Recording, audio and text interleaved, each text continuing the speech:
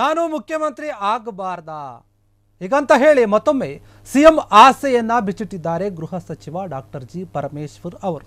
ಸಚಿವ ಸಂಪುಟ ವಿಸ್ತರಣೆ ಏನಿದೆ ಅದು ಪುನರ್ರಚನೆ ಆಗುತ್ತಾ ಇಲ್ವೋ ಅದು ಸಿಎಂ ಅವರಿಗೆ ಬಿಟ್ಟಾರ ಒಂದು ನಿರ್ಧಾರ.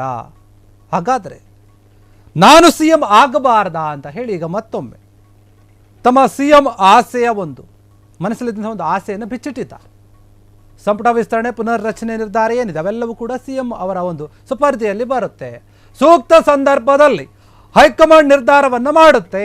ಎಲ್ಲ ಶಾಸಕರಿಗೂ ಕೂಡ ಮಂತ್ರಿಗಳು ಆಗಬೇಕು ಅನ್ನುವಂಥ ಒಂದು ಆಸೆ ಇರುತ್ತೆ. ಬೇಕಾದರೆ ನೀವೆಲ್ಲರನ್ನು ಹೋಗಿ ಕೇಳಿ, ಮಂತ್ರಿ ಆಗಬೇಕು ಅಂತಲೇ ಹೇಳ್ತಾರೆ. ಯಾರಿಗೆ ತಾನೇ ಆಸೆ ಇರಲ್ಲ ಮಂತ್ರಿ ಆಗಬೇಕು ಅಂತ? ಯಾರೂ ಕೂಡ ಬೇಡ ಅನ್ನೋದಿಲ್ಲ ಅಂತ ಗೃಹ ಮಂತ್ರಿಗಳು ಹೇಳ್ತಾ ಇದ್ದಾರೆ. ಅದೇ ರೀತಿ ನಾನು ಕೂಡ ಸಿಎಂ ಸ್ಥಾನದ ಒಂದು ಆಕಾಂಕ್ಷಿ ಅಂತ ಹೇಳ್ತಾರೆ.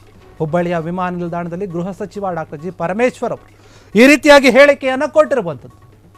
ಎಲ್ಲರೂ ಕೂಡ ಸಿಎಂ ಆಗಬೇಕು ಅಂತ ಆಸೆ ಇರುತ್ತೆ. ಸಿಎಂ ರೇಸ್ನಲ್ಲಿ ಸಾಕಷ್ಟು ಜನ ಇದ್ದಾರೆ, ಅದರಲ್ಲಿ ನಾನು ಕೂಡ ಒಬ್ಬ ಅಂತ ಹೇಳಿ ಅವರಿಗೂ ಕೂಡ ಸಿಎಂ ಆಗುವಂಥ ಆಸೆ ಇದೆ. ತಮ್ಮ ಆಸೆಯನ್ನು ಈಗ ಬಿಚ್ಚಿಟ್ಟಿರುವಂಥ ರೀತಿಯಲ್ಲಿ ಕಾಣ್ತಾ ಇದೆ. ಯಾಕ್ರಿ ನಾನು ಸಿಎಂ ಆಗಬಾರ್ದಾ ಅನ್ನುವಂಥ ರೀತಿಯಲ್ಲಿ ಮಾತನಾಡಿದ್ದಾರೆ. ಯಾಕಂದರೆ ಈ ಹಿಂದೆ ಅವರು ಉಪಮುಖ್ಯಮಂತ್ರಿ ಕೂಡ ಆಗಿದ್ರು, ಈಗ ಗೃಹ ಸಚಿವರಾಗಿದ್ದಾರೆ. ಕಾಂಗ್ರೆಸ್ ಸರ್ಕಾರ ಇದೆ. ಸಿಎಂ ಸ್ಥಾನದ ವಿಚಾರವಾಗಿ ಸಾಕಷ್ಟು ಚರ್ಚೆ ಆಗ್ತಾ ಇದೆ. ಬದಲಾವಣೆಯ ಕೂಗು ಕೇಳಿ ಬರ್ತಾ ಇದೆ. ನವೆಂಬರ್ ಕ್ರಾಂತಿ ಕೂಡ ಜೋರಾಗಿ ಸದ್ದು ಮಾಡ್ತಾ ಇದೆ ರಾಜ್ಯದಲ್ಲಿ. ಹೀಗಿರುವಾಗಲೇ ಈಗ ಪರಮೇಶ್ವರ್ ಅವರ ಈ ಒಂದು ಹೇಳಿಕೆ ಏನಿದೆ ಇದು ಕೂಡ ಚರ್ಚೆ ಆಗ್ತಾ ಇದೆ. ಯಾಕೆ ನಾನು ಕೂಡ ಸಿಎಂ ಆಗಬಾರ್ದಾ ಅಂತ ಹೇಳಿ ಮಾತನಾಡಿದ್ದಾರೆ, ಪ್ರತಿಕ್ರಿಯೆಯನ್ನು ಕೊಟ್ಟಿದ್ದಾರೆ.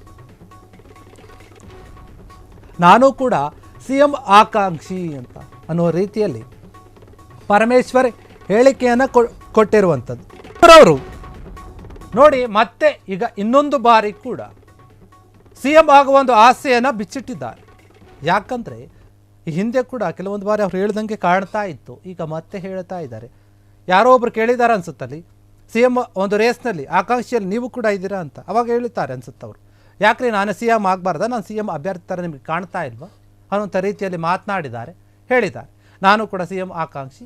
ನೀವು ಯಾರನ್ನೊಬ್ಬ ಶಾಸಕರನ್ನು ಕೇಳಿದರೆ ಅವರೆಲ್ಲರಿಗೂ ಕೂಡ ಶಾಸಕರಿಗೆ ಮಂತ್ರಿ ಆಗಬೇಕನ್ನೋ ಆಸೆ ಇರುತ್ತೆ. ಯಾರು ತಾನೇ ಬೇಡ ಅಂತ ಹೇಳ್ತಾರೆ ಹೇಳಿ? ಎಲ್ಲರಿಗೂ ಕೂಡ ಆಸೆ ಇರುತ್ತೆ. ಅದೇ ರೀತಿಯಾಗಿ ನಾನೀಗ ಈ ಒಂದು ಸ್ಥಾನದಲ್ಲಿದ್ದೆ, ಇದಕ್ಕಿಂತ ಒಂದು ದೊಡ್ಡ ಸ್ಥಾನ ಸಿಗುತ್ತೆ ಅಂದರೆ ನಾನು ಯಾಕೆ ಬೇಡ ಅನ್ನಲಿ? ನನಗೂ ಕೂಡ ಸಿಎಂ ಒಂದು ಸ್ಥಾನ ಸಿಕ್ಕರೆ ನಾನು ಕೂಡ ಖುಷಿ ಪಡ್ತೀನಿ. ನಾನು ಕೂಡ ಸಿಎಂ ಸ್ಥಾನವನ್ನು ಅಲಂಕರಿಸೋಕೆ ರೆಡಿ ಇದ್ದೀನಿ ಅನ್ನುವಂಥ ರೀತಿಯಲ್ಲಿ ಪರಮೇಶ್ವರ್ ಅವರು ಹೇಳಿರುವಂಥದ್ದು.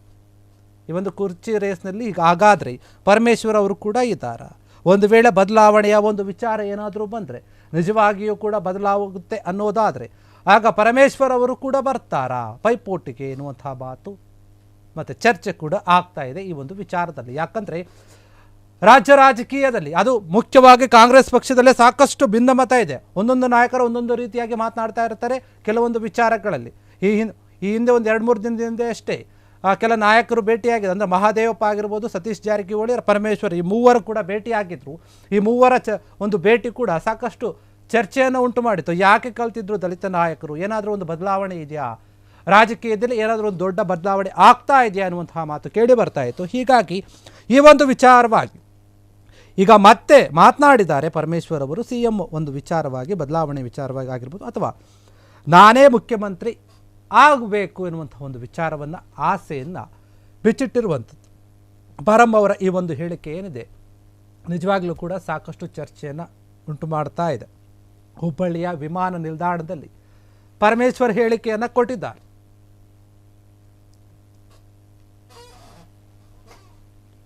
ಮುಖ್ಯಮಂತ್ರಿಗಳು ತೀರ್ಮಾನ ಮಾಡ್ತಾರೆ, ನಮ್ಮ ಹೈಕಮಾಂಡ್ ತೀರ್ಮಾನ ಮಾಡುತ್ತೆ. ಅಲ್ಲಲ್ಲ, ಅದೆಲ್ಲ ಹೈಕಮಾಂಡ್ ತೀರ್ಮಾನ ಮಾಡ್ತಾರೆ. ನೋಡಿ, ಯಾರು ನಿಮ್ಗೆ ಹೇಳಿದ್ರು 3 DCM ಮಾಡ್ತಾರೆ, ರೀಶಫಲ್ ಮಾಡ್ತಾರೆ ಅಂತ ಯಾರು ನಿಮಗೆ ಫೋನ್ ಮಾಡಿ ಹೇಳಿದ್ರಾ? ಹಾಂ, ಹೇಳಿದ್ರ? ಅಲ್ಲಲ್ಲ, ಯಾರಾದರೂ ಹೇಳಿದರೆ ಸ್ಪೆಸಿಫಿಕ್ ಆಗಿ ಹೇಳಿ. ಮುಖ್ಯಮಂತ್ರಿಗಳು ಅದು ಮಾಡುವಂಥ ಸಂದರ್ಭ ಬಂದಾಗ ಅವ್ರು ಮಾಡ್ತಾರೆ, ಅವರ ವಿವೇಚನೆ ಅದು. ಆಮೇಲೆ ಹೈಕಮಾಂಡನ್ನು ಕೇಳಿಕೊಂಡು ಮಾಡ್ತಾರೆ. ಕೆಲವು ಶಾಸಕರು ಬಹಿರಂಗ ಹೇಳ್ತಾರೆ, ಇಕ್ಬಾಲ್ ಇರ್ಬೋದು, ಸಾಕಷ್ಟು ಶಾಸಕರು ಹೇಳ್ತಾರೆ ನಾವು ಸೇರಬೇಕು ಅಂತ. ಎಲ್ಲರಿಗೂ ಆಸೆ, 136 ಜನಕ್ಕೂ ಮಂತ್ರಿ ಆಗಬೇಕು ಅಂತ. ಕೇಳಿ ಯಾರನ್ನಾರ ಬೇಡ ಅಂತಾರೇನ? 136 ಜನಕ್ಕೂ ಆಸೆ ಇರುತ್ತೆ. ತಮಗೂ CM ಆಗೋ ಆಸೆ ಇದೆ ಸರ್. ಯಾರಿಗೆ ತಮಗೆ ಸರ್. ಯಾಕಾಗಬಾರ್ದು ಹಾಂ ಸರ್. ಇದೇ ಅವಧಿಗೆ ಆಗಬೇಕು. Thank you. ಅದೆಲ್ಲ ಮುಖ್ಯಮಂತ್ರಿ. ಸಚಿವ ಸಂಪುಟ ವಿಸ್ತರಣೆ ಬಗ್ಗೆ, ಪುನರ್ರಚನೆಯ ಬಗ್ಗೆ ನಿಮಗೆ ಯಾರು ಹೇಳಿದರು, ಯಾರಾದರೂ ಮಾತಾಡಿದ್ರ ಅಂತ ಕ್ವಶನ್ ಮಾಡ್ತಾ ಇದ್ದಾರೆ. ಮತ್ತೆ CM ಒಂದು ಆಕಾಂಕ್ಷಿ, CM ಏನಾದರೂ ನೀವು ಆಗ್ತೀರಾ, ಅದು ರೇಸಲ್ಲಿದ್ದೀರಾ ಅಂತ ಕೇಳಿ, ಯಾಕೆ ಆಗಬಾರ್ದು, ನಾನು ಆಗಬಾರ್ದಾ ಅನ್ನೋಂಥ ರೀತಿಯಲ್ಲಿ ಪರಮೇಶ್ವರ್ ಅವರು ಹೇಳಿರುವಂಥದ್ದು ನಿಜಕ್ಕೂ ಕೂಡ ಅವರು ಅದನ್ನು ಖುಷಿಯಿಂದಾನೇ ರಿಯಾಕ್ಟ್ ಮಾಡಿದ್ರು ಅಂತ ಕಾಣಿಸುತ್ತೆ. ಅದಕ್ಕೆ ನೋಡಿದರೆ ನಮಗೆ ಗೊತ್ತಾಯಿತು ಎಲ್ಲೋ ಒಂದು ಕಡೆ ಅವ್ರಿಗೂ ಕೂಡ ತುಂಬ ಆಸೆ ಇದೆ ಅನ್ನೋದು ಇದರಲ್ಲಿ ಸ್ಪಷ್ಟವಾಗುತ್ತೆ. ಒಂದು ವೇಳೆ ಚೇಂಜ್ ಆಗುವಂಥ ವಿಚಾರ ಏನಾದರೂ ಬಂದರೆ ಅಲ್ಲಿ ಪರಮೇಶ್ವರ್ ಅವರ ಒಂದು ಹೆಸರು ನಿಜವಾಗಿಯೂ ಕೂಡ ಇದ್ದೇ ಇರುತ್ತೆ ಅನ್ನೋ ಒಂದು ಈಗ ಸ್ಪಷ್ಟವಾಗಿ ಗೊತ್ತಾಗ್ತಾ ಇದೆ.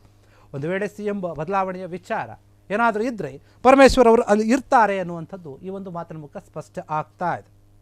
ಕ್ಷಣ ಕ್ಷಣದ ಸುದ್ದಿಗಳಿಗಾಗಿ ಫ್ರೀಡಂ ಟಿವಿ ಸಬ್ಸ್ಕ್ರೈಬ್ ಮಾಡಿ, ಲೈಕ್ ಮಾಡಿ ಹಾಗೂ ಫಾಲೋ ಮಾಡಿ. ಹೊಸ ಸುದ್ದಿಗಳ ನೋಟಿಫಿಕೇಶನ್ಗಾಗಿ ಬೆಲ್ ಐಕಾನ್ ಮೇಲೆ ಕ್ಲಿಕ್ ಮಾಡಿ.